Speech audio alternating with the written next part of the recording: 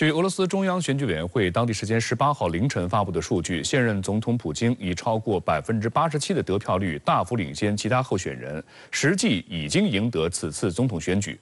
北京时间18号下午，国家主席习近平致电普京，表示祝贺。这次俄罗斯大选，普京得票率创历史纪录，意味着什么？普京在最新讲话中再次谈到多个热点问题，其中明确提到俄罗斯需要考虑与谁讨论乌克兰和平的可能性，这又释放何种信号？18号，国家主席习近平致电普京，祝贺他当选连任俄罗斯联邦总统。习近平指出，近年来，俄罗斯人民团结一心，克服挑战，在国家发展振兴的道路上稳步前行。你再次当选，充分体现了俄罗斯人民对你的支持。相信在你的领导下，俄罗斯一定能够取得国家发展建设的更大成就。中方高度重视中俄关系发展，愿同俄方保持密切沟通，推动中俄新时代全面战略协作伙伴关系持续健康稳定深入发展，造福两国和两国人民。当地时间18号凌晨，普京在莫斯科的竞选总部发表讲话，感谢所有选民的支持。Прежде всего, поблагодарить граждан России. Мы все одна команда. Всех граждан России, которые пришли на избирательные участки и проголосовали.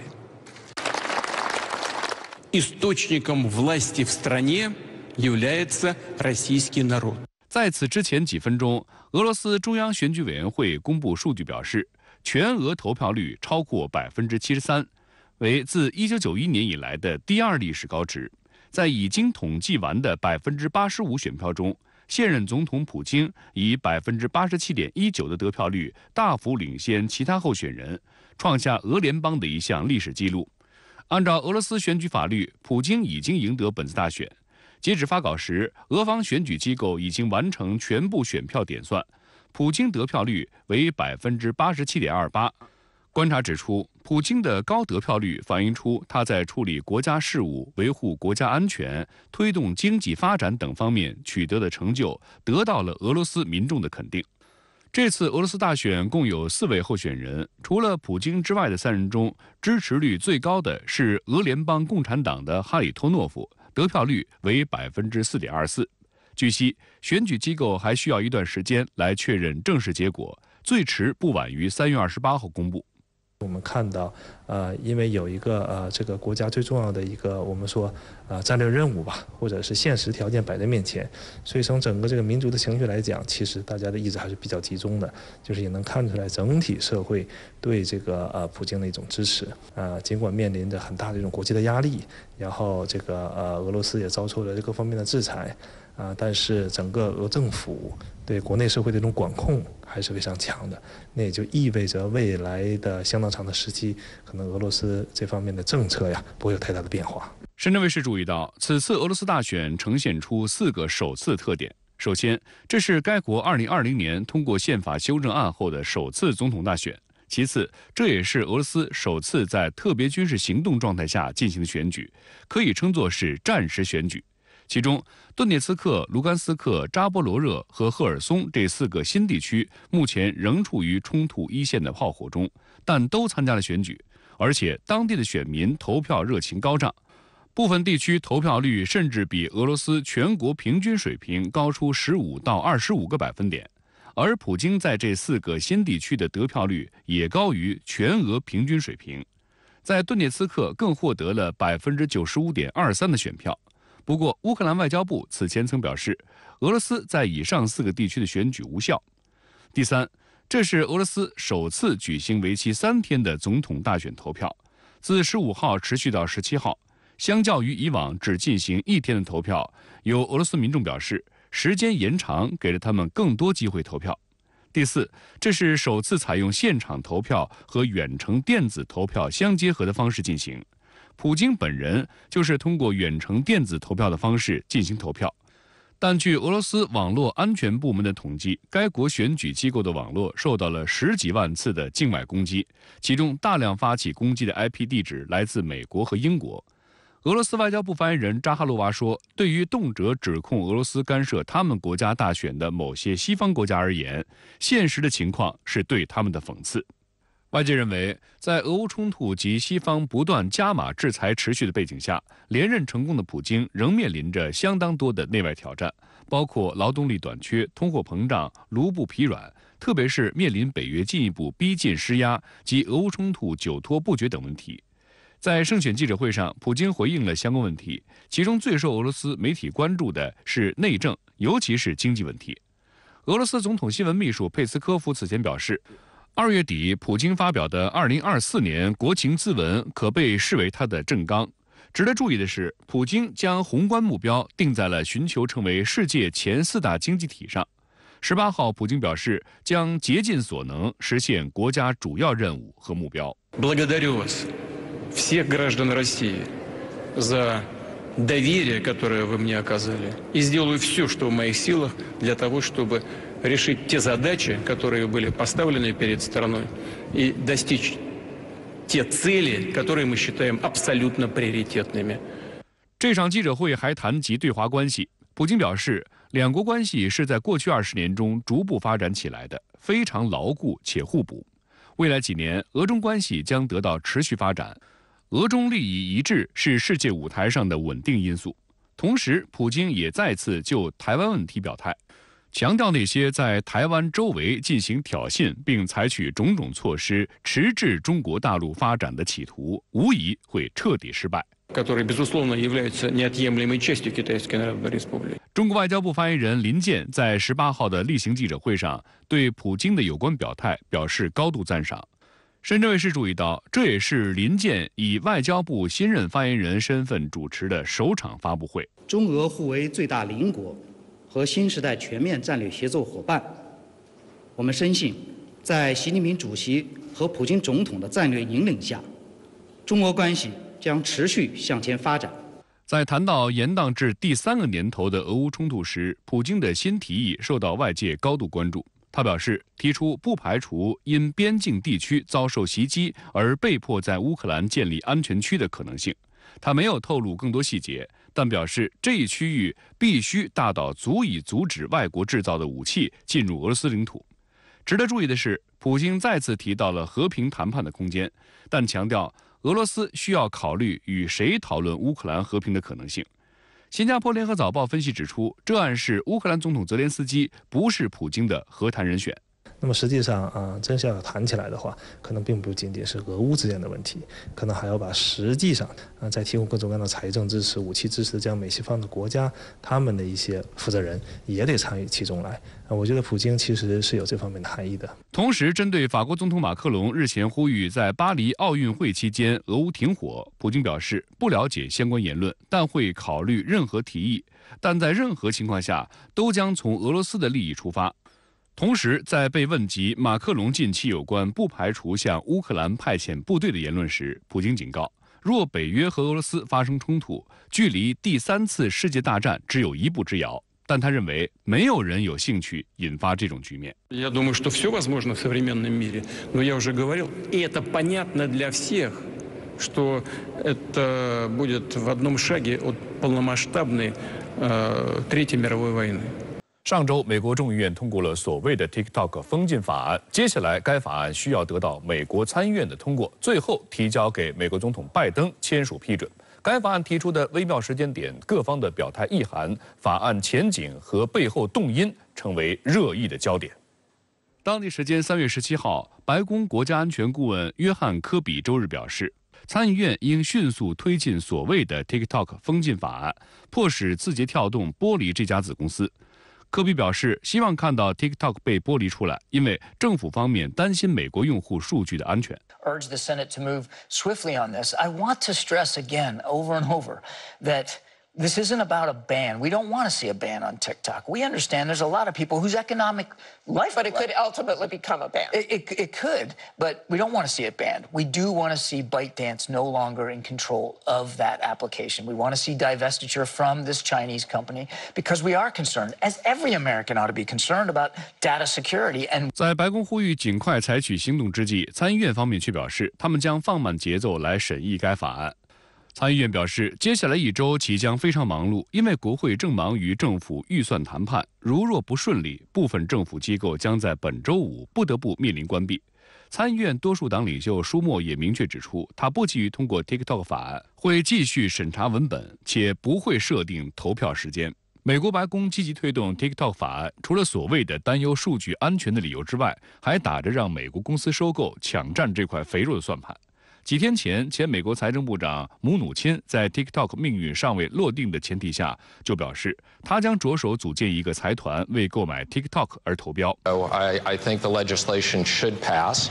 And I think it should be sold. I understand the technology. It's a great business, and I'm going to put together a group to buy TikTok. You're trying to buy TikTok? I am, because this should be owned by U.S.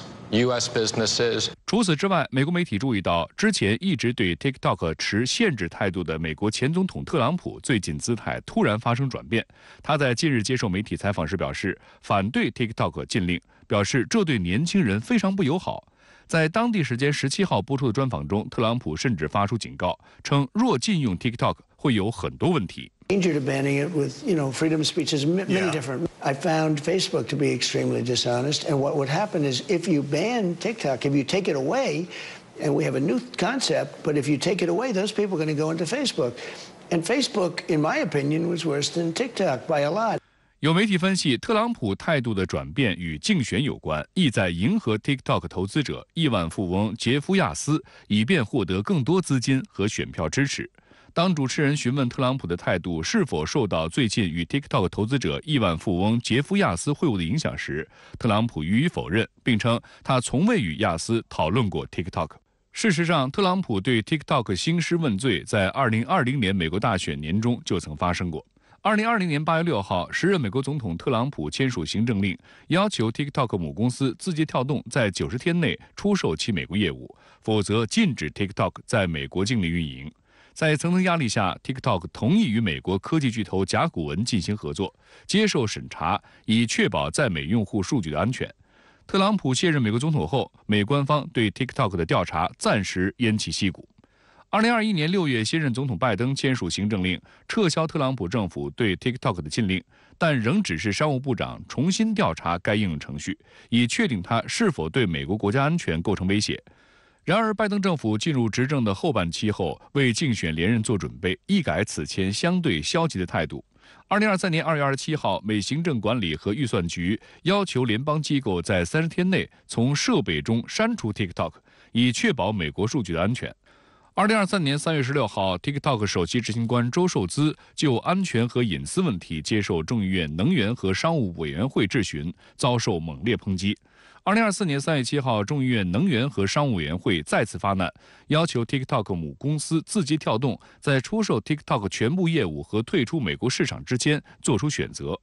专家表示，共和党的特朗普和民主党的拜登连续2届美国政府在大选前对 TikTok 进行打压，背后都是助力选战的政治算计。然而，将 TikTok 推上祭坛，不仅人为加剧了中美之间的紧张关系，更会损害美国作为全球科技中心的形象。近日，据岛内媒体报道，台军655名1年制义务役男为期8周的入伍训练即将进入尾声。3月18到22号为期末检测周，将进行多项检测。另一方面，岛内正在酝酿举行废止1年期兵役的投票。有岛内舆论指出，兵役延长是美国把台湾推向战争阴谋的第一步。在民进党当局的强推下，台湾地区自今年开始恢复1年制义务兵役，全年计划征集9000名义务兵，首批655人已在1月25号入伍。经过8周新兵训练后，从本月18号开始接受为期5天的期末检测考核。新训期末检测结果与义务兵的待遇息息相关。据台防部门早前介绍，若期末考核不合格，义务兵必须接受为期1周的留训，针对不合格项目实施辅训与补测。假如经补测后总评仍不合格，就不能收到约合人民币2500元的专业补贴。值得注意的是，与此前的4个月制义务兵的期末检测相比，1年制义务兵的考核内容明显增多，既包括原有的体能战技、步枪鉴定射击、综合战斗教练测验，还新增了战术行军、野外宿营、震撼教育、战伤救护等科目。台湾时事评论员李义修向深圳卫视表示，其中最为特别的科目就是所谓的震撼教育，这是1年制义务兵役实施后的一项新训练。通俗来说，就是战场感知。按照要求，岛内义务兵需要在营区训练场内陆续攀越土堤、门窗、家屋、外壕、屋顶型铁丝网及高半网等9处障碍物，机枪堡配置2挺机枪，不间断射出空包弹，并实施2次爆炸，通过模拟战场情况，以熟悉实战情形。整体我看到内容里面，它加了一些东西哦，主要是加什么是实战临场感，也就包括呢机枪用空包弹去这叫震撼教育，我们军中叫震撼教育哦，那个声音真是厉害，那个1、2公里远就听得到，是轰隆轰隆的。我那个时候去训练的时候，那个都废除了，好，因为据说会有新兵尿裤子，好，真的是吓到尿裤子会腿软。也就是说，这次非常重视实体战场感。那这个变化是什么呢？我认为是因为现在美军实质上已经开始越来越强度的去介入了训练。岛内媒体指，这是因为民进党当局修改义务兵役制后，要求义务兵成为合格、具有战斗力的战斗兵，并能够参与年度汉光演习等联合作战演训。退伍后则结合后备教招，以充实台军的整体训练制度。可以看到一男出拳打在教官手上，这是新增的近战格斗，而且还会结合刺枪术。以往特殊军种才有的东西，现在全都要。此外，岛内1年制义务兵16号还进行了快速反应鉴定射击训练。据岛内媒体形容，台陆军步兵206旅的义务兵需自行完成实弹装填后，依序使用卧姿、跪姿、立姿等射击姿势，快速朝目标区射击36发。台湾地区全民代郭正亮一针见血地指出，练习快反射击实际上就是让这些义务兵进入实战备战状态。去年为强化所谓反斩首战力以及防护关键基础设施，民进党当局就提出将负责台北卫戍的军警部队兵力规模由5600人大幅扩编至1.1万人，兵力来源就是1年义务役。义务役1年的啦，去那边才知道要接受某些训练嘛，比如说要到沙滩上打靶，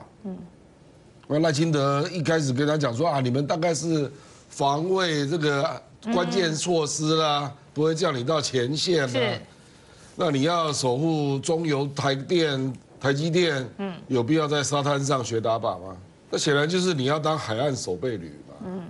越来越明显。对于民进党当局强行将义务役役期从4个月延长至1年，岛内怨声四起，抨击不断。不少分析人士指出，民进党得以连任，义务役服役时间恐会在1年基础上再次延长，2年役期也只是开始。在美方压力下，台湾青年恐朝着终身备战方向发展。如果你当1年，你愿意吗？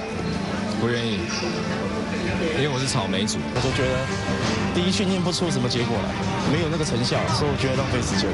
当然会担心啊。岛内也在酝酿举行废止1年期兵役的投票。台选务机构上月28号发布公告称，将对新党舆情中心主任季杰提出的废止义务役1年役期投票提案进行听证。季杰认为，兵役延长是美国把台湾推向战争阴谋的第一步。这个其实是台湾现在最大的问题啦。讲的雄壮威武啦，实质上啊，这个软蛋又落伍啊，谁愿意把这些孩子送去当1年兵？我想真实的民意还是台湾还是不太愿意开启两岸战争啊。值得注意的是，岛内媒体去年曾密集释放消息，称美国印太司令部派出200位美军训练教官驻台协训，其中陆军人数占80%。2024年上路的1年制义务兵役就将采取美军实战化演练方式。观察指出，如今1年制义务兵的具体训练内容曝光，实战色彩浓厚，不排除已有美军教官正在训练营协训。美国军事新闻网站 SOFRAC 本月早些时候透露，素有绿色贝雷帽之称的美国陆军特种部队的教官及军事顾问已经开始在台军位于金门和澎湖的2栖指挥中心担任永久职位，主要任务就是与台军精锐部队一起定期训练和演习。此外，美陆军特种部队还负责协助训练台军使用黑色大黄蜂微型无人机。报道称，上述部署是根据美国2023年国防授权法进行的，要求美国防长与台湾相关官员协商，为台军打造一个全面的培训和能力建设计划。基本就是军官还有包商，但是我认为目前就是名为包商，实为军官啊。这几年在美军加强对台湾，尤其对民进党政府的一些